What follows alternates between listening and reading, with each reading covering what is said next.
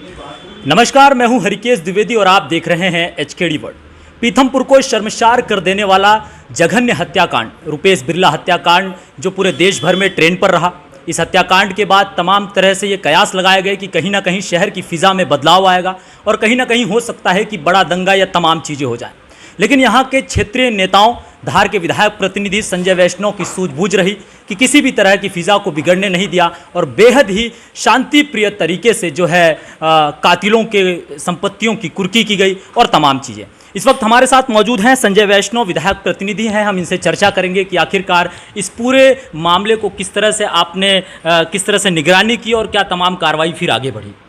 देखिए, जो 12 तारीख के दिन सुबह जो बालक रुपेश बिरला है, उनके करीबी रिश्तेदार और मोहल्ले के जो आसपास के रहवासी मेरे पास 11 बजे मेरे निवास पे आए और उन्होंने बताया कि रुपेश सूर्या वो घर पे नहीं है और गुमशुदगी हो गई है और हमने थाने पे रिपोर्ट उसकी लिखवा दी है, तो आप थोड़ा पुलिस अधिकारियों से बात कर लीजिए। मैंने तत्काल थाना प्रभारी भदौरिया जो सेक्टर 1 के हैं उनसे बात की कि भाई ये जो घटना बता रहे हैं और जो घटना का ब्यौरा दे रहे हैं,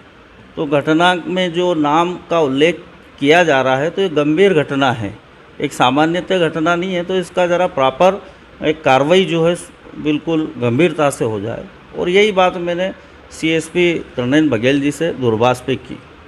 वो परिवारजन और वो लोग चले गए। फिर शाम को करीब 10:30 बजे इस पूरे मर्डर का खुलासा हुआ कि रुपेश बिरला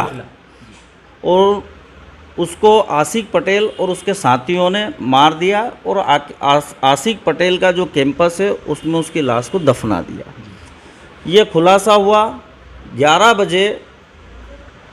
मुझसे संपर्क थाना प्रभारी और सीएसपी महोदय ने किया। हम लोग ने एक मीटिंग आयोजित की और चिंता की लकीर थी कि क्योंकि एक वर्ग विशेष के व्यक्ति ने एक हिंदू लड़के का जघन्य हत्याकांड कर दिया है, तो पीथमपुर शहर कहीं न कहीं एक उस मुहाने पे खड़ा था जो एक बड़ी अनहोनी हो सकती थी और फिजा पीथमपुर की बिगड़ सकती थी। और ये चूँकि एक औद्योगिक शहर है, एक महत्वपूर्ण कैपिटल जनरेट करने वाला सेंटर है, उसके साथ ये श्रमिक क्षेत्र है, तो वो एक गंभीर चिंता की लकीरें थी और वही प्रशासनिक अधिकारियों के माथे पे वो लकीरें थी चिंता की। तो तय किया गया कि भाई वरिष्ठ अधिकारियों ने और सबसे ऊपर से निर्देश है कि हत्या में शामिल जो आशिक पटेल है, जिस प्रकार से मध्य प्रदेश के यशस्वी मुख्यमंत्री माननीय शिवराज सिंह जी ने पूरे मध्य प्रदेश में स्पष्ट निर्देश दे रखे हैं कि जो जघन्य अपराधी हैं, माफिया हैं और अपराधों में सम्मिलित है, उनकी जो अवैध संपत्ति है, शासकीय संपत्ति पे जिन्होंने कब्जा कर रखा है, उनको ज़मीनों जब्त कर दिया जाए, वो संपत्तियों को कुर्की कर लिया जाए।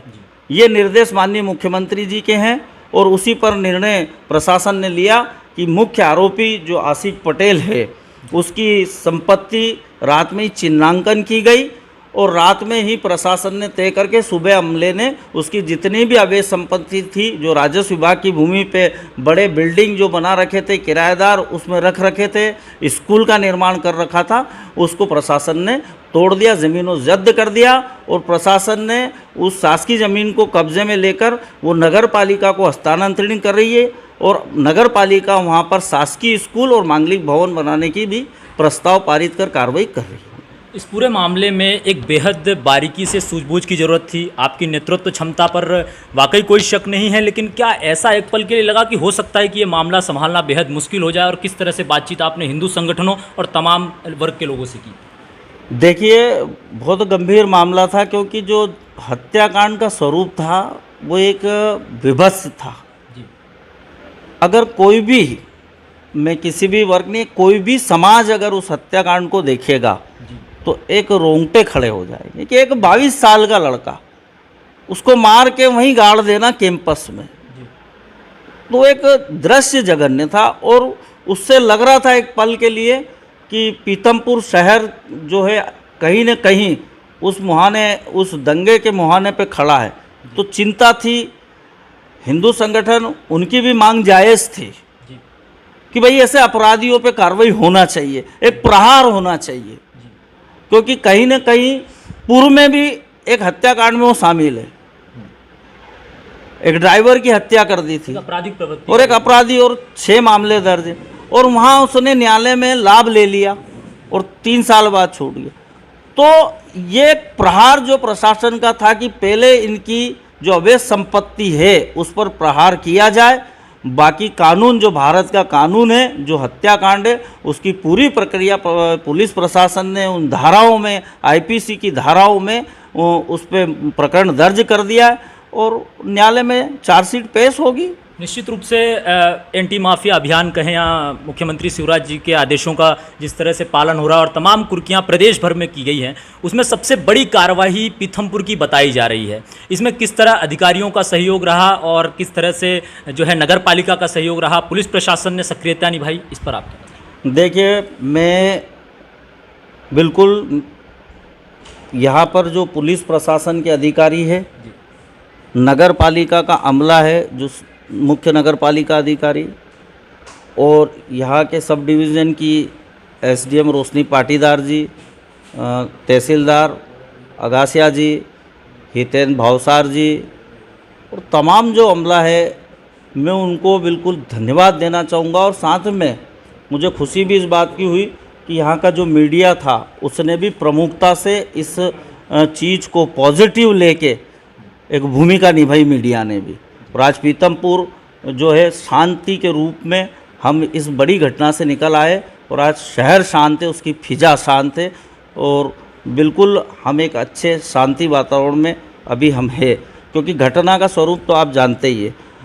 मैं उन अधिकारियों के जज्बे को भी और जिला प्रशासन के अधिकारियों को भी बहुत बहुत बधाई देना चाहूँगा, जो त्वरित कार्रवाई करी और 24 घंटे में अपराधी को भी पकड़ लेना, अपराधी की अवैध संपत्ति को नेस्तानाबूद कर देना, शासकीय संपत्ति घोषित कर लेना कुर्की करके, ये एक बहुत बड़ी कार्रवाई हुई है। और मुझे तो आश्चर्य कि उस दिन करवा चौथ थी जी, एक महत्वपूर्ण महिलाओं का त्यौहार, और 2 महिला अधिकारी, एसडीएम रोशनी पाटीदार और सीएमओ मधु सक्सेना जी, पूरी उस त्यौहार को देखते हुए, एक करवा चौथ का भी उनका एक धर्म होता है, पर उसकी भी परवाह ना करते हुए